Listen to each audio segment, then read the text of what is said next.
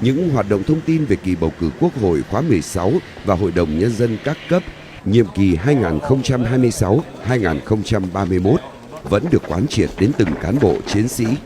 Không khí của ngày hội non sông đang lan tỏa trên khắp lữ đoàn 170 vùng 1 Hải quân. Máy tính sẽ bỏ đi 2 phương án sai ạ.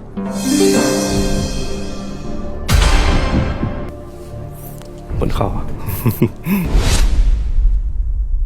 Công nghệ không chỉ là máy móc, công nghệ là chiếc cầu nối con người với con người, là chìa khóa để người khuyết tật tự tin hòa nhập, chủ động sống, học tập và cống hiến cho xã hội.